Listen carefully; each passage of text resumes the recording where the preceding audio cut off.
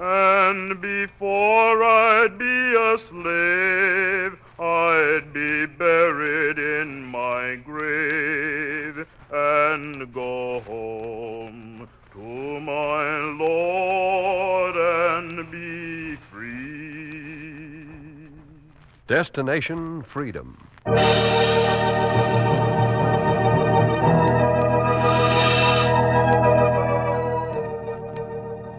The Chicago Defender and station WMAQ bring you Destination Freedom, a new radio series dramatizing the great democratic traditions of the Negro people, interwoven in the pageant of history and a part of America's own Destination Freedom.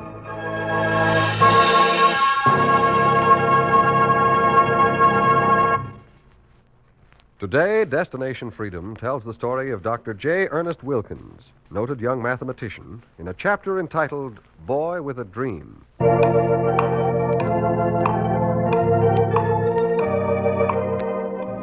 I'm a mathematician who believes in working out his problems before he meets them. And that night in October of 1942, my dreams began to work out the equations I thought I'd face on my new job. The dream, I guess, was the beginning of the job. It came as I tossed and worried about the strange new problems I'd have to work on. And somehow, in a dark, subconscious corner, equations seemed to form a queer dream as I slept. It seemed that every equation I'd known from childhood massed in mirage before me, beckoned me and called me. Here, take me. I'm HV equals E1 minus E2. Now try me. I'll work it out. 22 plus sub ZZ equals 9 to the minus 3. You'll hit it with me. I I'm was multiple dreaming, X plus 6 squared and the numbers equals 2. were carrying me up into the air. I was floating high above the world, and they carried me to an old man named Death. He stood by his gate with his partner, the devil, and when I came up, he questioned me. Here, where are you going? I came up to start my new job. Death. He's the one we sent for. Is this Wilkins, Satan? He's Wilkins, all right. I've been looking for him myself. He's young. You sure he can do the work? Dead sure. Begging your pardon. He'll do it. You ready to work, boy? What's the job? Oh, it's easy. Just opening a door is all. Yes, you'll take these keys up to the sun. You'll open a door in the side of the sun. That's all. That's easy. Just find the right key. Huh? Yes, and hurry. We'll go with you. Don't stand there dreaming. I said, come on.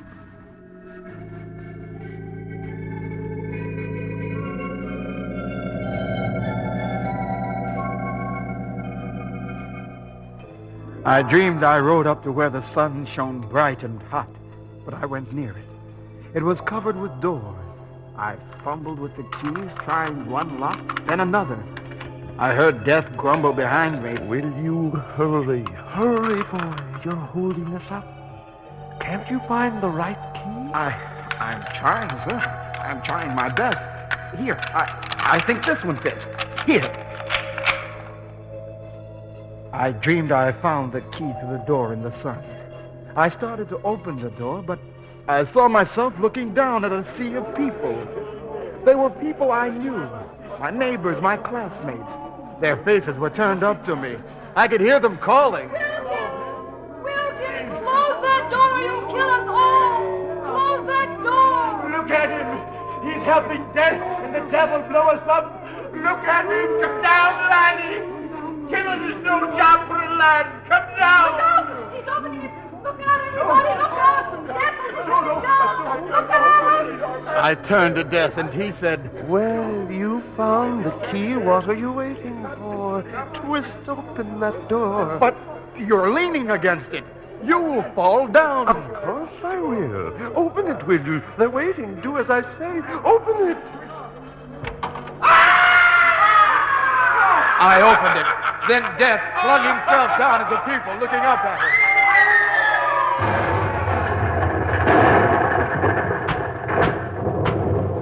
And there was a flash that burned my eyes, and the dream ended. And I woke up sweating and trembling a little and looking around my room. Sunlight was pouring in the window, someone was knocking on my door. Ernest? What's the matter, Ernest? Open the door. It was my mother. I got up and unlocked the door. Why in the world did you lock the door? I don't know. I was dreaming. You certainly were. Tossing and turning as if someone was after you. What's bothering you? I dreamed I was killing people. Nonsense. Imagine you killing someone. It's the war. You've been down at those airfields teaching mathematics to pilots all year. It's no wonder you're upset. Now you've got your first real job. The university sent for you. Yes, I know. Then wake up and get ready. Don't stand there staring around. I was wondering what kind of work I'll be doing. They only said report to Dr. Osborg. That was all. Your wondering will be over when you see him. Now hurry, get ready. All right. And, Ernest. Yes? Do be careful on your way. Well, I'm old enough to keep from getting hit when I cross the street. It's not the cars I'm worried about. But since you've been away, there's a move on to drive out the Negro families from this block. We've had threats from gangs and hoodlums. No one's driving me out of the neighborhood, Mother. Of course not, son. But you're just a boy, in spite of the fact that your mind has gotten ahead of your years. You'll have enough trouble convincing the university you're man enough to handle the job. Now, go on.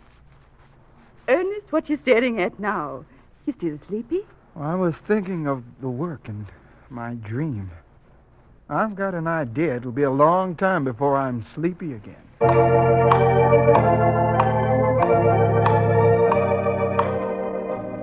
And with the dream still haunting me, I went out to meet the new job. It was a short walk from where I lived to the university. I hurried along the streets.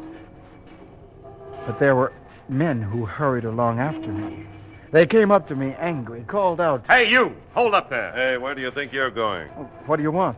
We want to know what you're doing in the neighborhood, that's what. Yeah, what you doing around here? Speak up. "I live around here." What did I tell you, George? They're moving in every day. Hey, look, kid.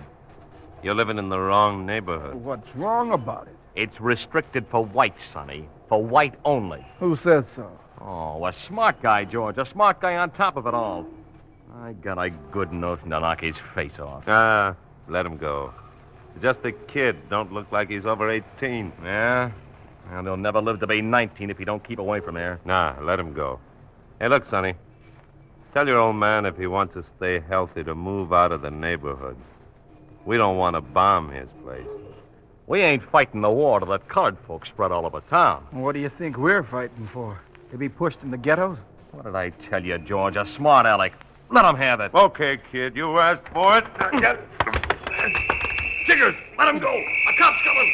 Come on, George. Beat it. Beat it. I shot them, laddie. I shot them, kid. I'll get those hoodlums. All the fascists and the race haters ain't in Europe. Are you hurt, lad? "I'm all right." Huh. Good. You're a tough one for a kid. Where are you headed? "Oh, over there to the university." Oh, university. Well, good luck to you. And when you graduate, maybe I'll be helping you find a job. If you're not drafted first. Well, good luck to you, laddie.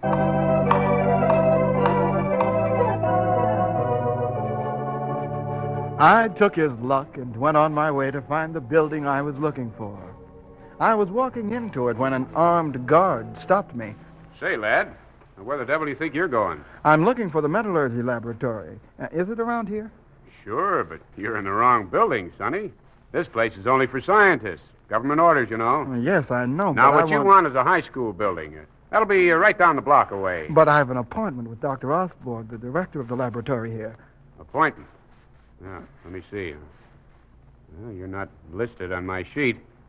All I see at this hour is an appointment for a Dr. J. Ernest Wilkins, mathematician. Don't see your name. "My name is Dr. Wilkins." You? "Yes." What? Well, you're only a boy. "May I go in now?" Well, yes, of course. Beg your pardon. Dr. Osborg will be waiting for you. Right down the hall, Dr. Wilkins. I walked down the hall to Dr. Osborg's office, hoping he'd forget my age and talk my language, mathematics. It was to be my first real job. When I stood before him, the director looked long and hard. He was plainly disappointed. So, you're the Dr. Wilkins we've been waiting so long to see. Yes, I think your office sent for me. Yes, but for a scientist, they send us a boy. Are you judging me by my age or by my work? I see. Well, you have been highly recommended. Your record shows you've always been in a hurry. You entered the university at the age of 13 and received your bachelor's degree in mathematics at the age of 15. At 17, you'd gotten your master's degree and had lectured and written special papers for the American Mathematical Society. Is that right? Yes, sir. And 3 months later, you had gotten your doctor's degree in mathematics. I don't mind telling you, I've always distrusted these prodigies. The work here is too important for children to toy with. If you think that, sir, I'll be going. Just a minute, Wilkins. Yes? It's not easy to turn away a scientist with these recommendations, no matter how young. You think you know something of mathematics, eh? I don't know anything about the kind of work you're doing here. Look at this formula. What do you know of it? Never seen anything like it. If you're to help here, you'll have to learn everything about this formula quickly, very quickly. Yes, but what is this? It's a new metal we've made. Plutonium. Plutonium? Yes. The first 500 millionth of a gram of it was made here at the university. But before that was done, we had to have key mathematicians who made the formulas for it. It took a long time. Now it's got to be done quicker. We've got to make more of the metal. Is that the work? Yes, a small part of it. There'll be more. Right now, we need mathematicians who can devise the formulas to keep the metal from exploding in the ovens and to keep the workers safe from its deadly rays. I see. I'll begin studying the metal. Oh, no, there's no time for that. Oh? What you need to know, you'll learn quickly. We need speed. You look as though you didn't expect this. I didn't expect it to be like a race. It's the greatest race in the world. We're working against another team in Europe. We've got to find the answers before they do. Well, what can I do? First, you are to say absolutely nothing of your work after you leave this building. Is that clear? Very clear. Good. Then I'll give you an easy start. The staff has worked out this answer here. 300 degrees is the amount of heat one of the plutonium cylinders can stand. Go over their calculations. You'll learn more that way. Well, now you have your first assignment. Finish it.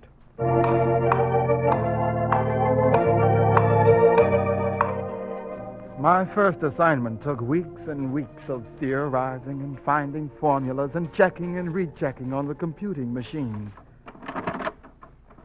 I came home, the numbers still in my head, the machine still calculating and checking as I sat down by the window. I hardly heard my mother call. Ernest. Ernest. Yes? I'd like for you to come away from the window, son. You remember the threat. I remember saying we are here to stay. Just the same, I'd feel a whole lot better if you'd move. There now. You take care of your work at the university, and we'll handle the neighbors. Ernest! Ernest, at the window! Look out! A brick came through the window, rolled over on the floor, stopped at my foot.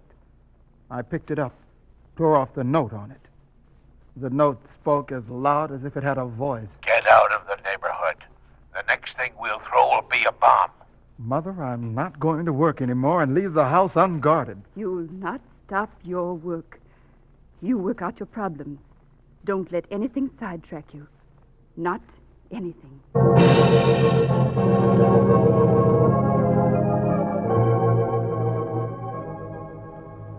It was hard to pull away, but I threw myself back into my work. I started again with the theories and the machines, and I put the problem of the brick throwers and the racists behind me.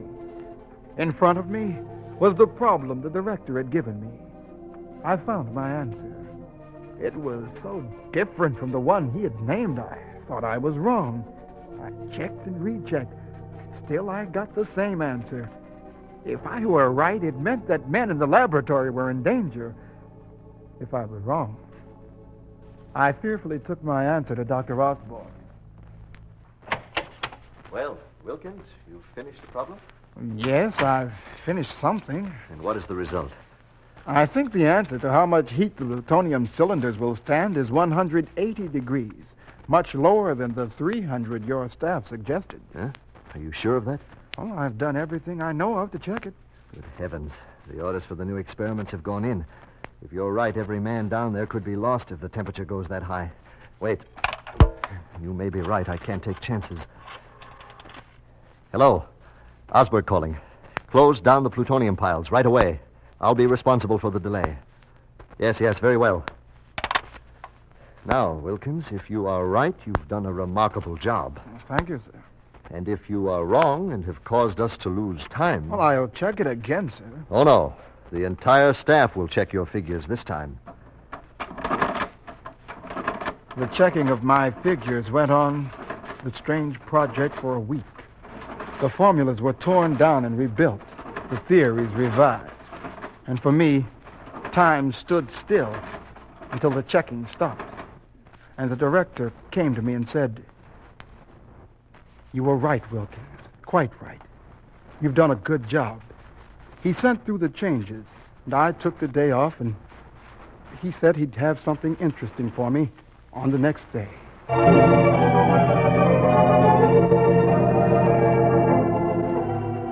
I went off feeling as if I'd grown 10 years in the eyes of the staff.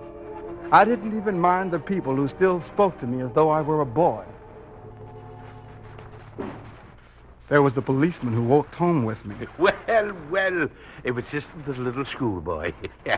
Think he'll be draft age before the war's over, lad? Oh, I can't say, officer. Say, I hear what they're doing over at the university may end the war quicker than 1,000,000 soldiers. I say it's rubbish.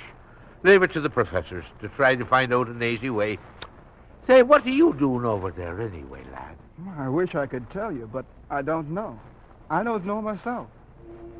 I didn't know, but I began to remember the dream as I worked with the strange new assignments that were coming faster. I pushed back the dream and the problems around me and kept working with new theories until it seemed that the director no longer looked at me as a boy, but called me into the laboratory with a special request. Wilkins, you've worked well, I'll have to admit it. You've helped solve some of the toughest problems. Still, we haven't won the race. It's up to you mathematicians to make the work on this project easier and simpler for the engineers and the physicists and everyone working on it. Well, what do you want me to do, sir? Just this. You've studied under Einstein, who's responsible for many of the theories we're using. We're going into problems now where there'll be no theories to guide you. You'll discover your own.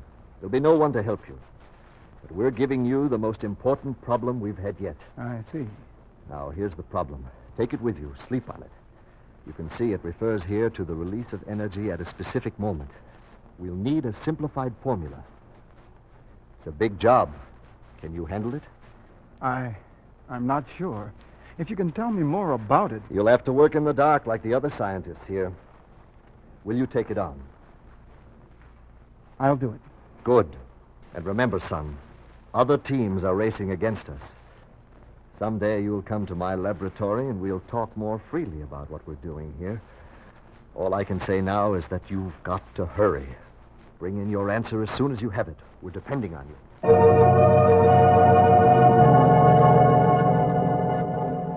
I put the equations inside my head and let them settle while I went about searching for a solution.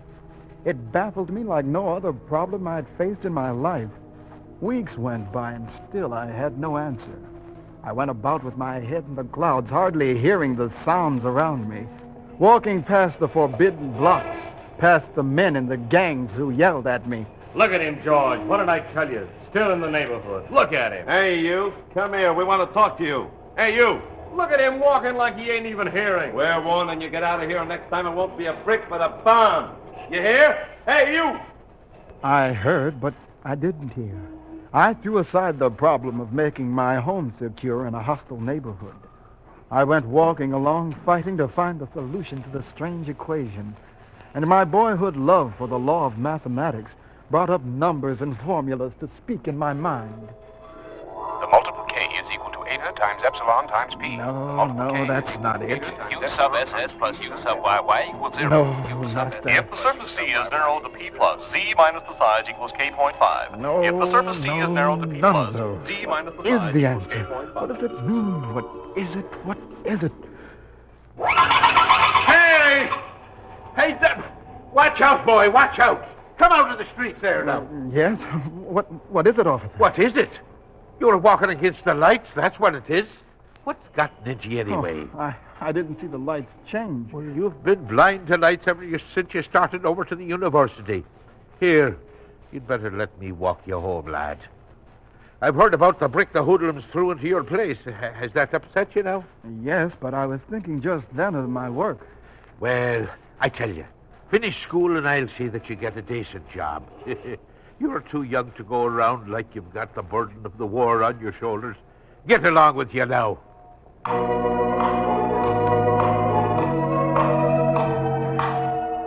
I went home with the equations unsolved, and it began to seem even to me that I was too young to handle the problem.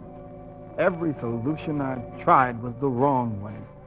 Whenever I passed Dr. Osborg, there was only one question he'd ask me. Have you found any answers yet, Wilkins? Have you any clues? Nothing yet. But, Doctor... Yes? If you'd tell me exactly what the equation is for and how it's to be used, perhaps I could get a grip on it. You know as much as we can tell you now. Now hurry. Try to work something out. The laboratory is waiting. I tried to think it out again, and the formulas rushed through my head again, but none seemed the right one. U sub SS plus U sub YY equals 0. U sub K equals eta times epsilon times P times F. Multiple K. And months passed without any answer until my brain became numb from thinking of the numbers and problems.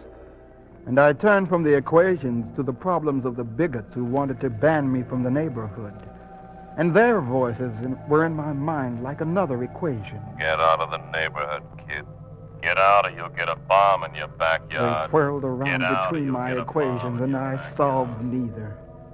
Then, one evening, when I'd almost given up, my mother said, You're beginning to look like an old man. Forget about the work and the formulas for a while. Why don't you go downstairs with your brother Julian and play a nice game of table tennis the way you did when you were younger? All right, Mother. I'll go down and play. That's better. I'll call Julian. Julian, come down and play with Ernest. I couldn't tell her that I was beaten and giving up my work. I went down to an old table tennis board I'd played on when I was a boy a long, long time ago. Julian started the ball going, and I absently picked up a paddle. Hey, don't watch it. Keep your eye on the ball. I'm watching. Act like it. My arms worked. My eyes were on the ball, but my mind was a million decimals away. And as the ball bounded back and forth, the formulas began battling back and forth in my head. The energy of the fission produced per second equals 3 point to the minus 75 times U sub SS plus U sub YY equals 0. Hey, U sub Bucky, SS not plus so U sub fast. YY Take equals it 0. easy. I was swinging faster and harder as the formulas whirled about in my head. The energy of the fission produced per second equals 3.75 times T to the minus. U sub SS plus U sub YY equals 0. U Hey, sub SS slow plus up, U sub will ya? YY equals 0. Slow up. I was feeling that I was coming closer to what it all meant. The formulas, the plutonium piles, the cylinders, the exploding energy. Maybe it was like in my dream. Like... Hey, not so hard. Now, take it easy. You see? You busted the ball, Dope. I must have hit it too hard. Guess I've forgotten how to play. What got into you all of a sudden? Where'd you get all that energy? You split the ball right down the middle like an apple. I split it. Yeah. Look. See? Yeah. Yes, I see. I split it. Like an atom. I said apple. Well, now, what are you writing down? What is that, Ernest? What have you got there? I had something I wanted to show the world. The split ball had told me clearly what the project was for and what I needed to do to fit my problem into it. I rushed through the streets over to the university. There was a light in Dr. Osborg's office. I knocked on the door. Yes? Who is it? Oh, you back again, Wilkins. Dr. Osborg, I believe I've finished my assignment. I've worked out a formula I think will save the time and be safer to experiment with. You have? Here, let me see. He took the paper under the light and studied it for a long while in silence. Then he turned to me and said simply, It'll take an experiment to tell if it's right. "But does it look right? Do you think I've done it?" I think you've hit upon something that'll be very valuable. We'll work on it. When will I hear if it works? If it works, you'll be hearing about it, all right. You're a great mathematician. Good night, Wilkins. And that night I should have slept well. But although the assignments became easier, I became restless. I wanted to see the results of the project I'd helped to build. And the months ran into years. Still I was restless and worried until one night I came home from my work and dropped off to sleep in a chair. My mother woke me. Now, Ernest, you're tired. Why don't you go upstairs to bed? You're not looking like yourself nowadays. Oh, I was watching the men outside the window there and fell asleep. Don't worry about the hoodlums and race haters. You get some rest. Some music will rest me. I'll turn on the radio and get some music. I'll be glad when your job's over. What on earth could have taken so much time? So many formulas. And you can't say a word about it. Well, it's to be over next month. Then I'll go back to being a boy again. Well, don't start off by playing the radio so loud. Turn it down, son. Attention, ladies and gentlemen. A special bulletin is in from Army headquarters in the Pacific. The Air Forces have just dropped the first atomic bomb in history on Hiroshima. It is estimated that 100,000 people were killed and 300,000 more left homeless. Ernest, why did you turn it off? What's the matter, son? I worked on that bomb, that atom bomb. What are you talking about? I've helped kill so many people. It was just another problem you worked on, Ernest. Like you were always going about solving problems. When the war's over, you'll use your theories to help men, not kill them. You'll find a way. I had solved one problem, and the other was still outside. I had forgotten there were other men working on a different kind of bomb for a different war, a race war. They delivered it to my home. It struck in the night and left the house in shambles. We rebuilt our house, and my friend, the director, came in to give me a new assignment. I see it's time you took another assignment, Wilkins. But I thought the project was over. A part of it is, yes. We won the race because we had billions of dollars and the best brains in the world.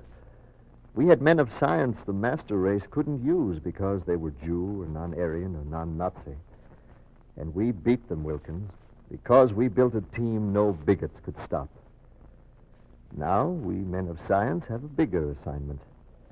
It is to show men that there is only one race in this one world. And with our discovery of the atomic bomb, we will either learn to live together as free and equal people, or die together. That's your next assignment.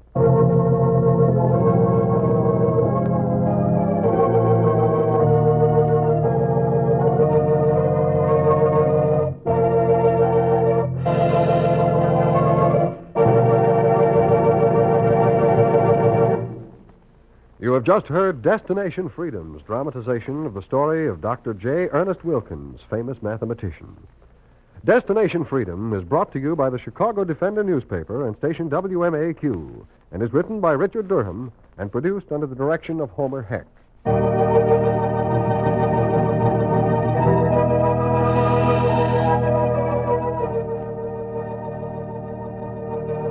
Dr. Wilkins was played by Oscar Brown.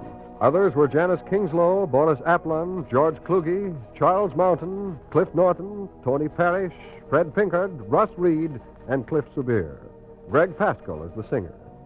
The special music was written by Emil Soderstrom and was played by Elwin Owen and Bobby Christian.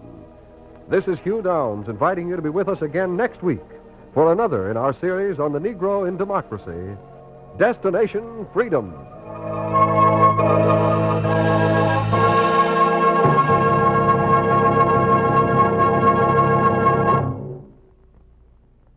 This is NBC, the National Broadcasting Company.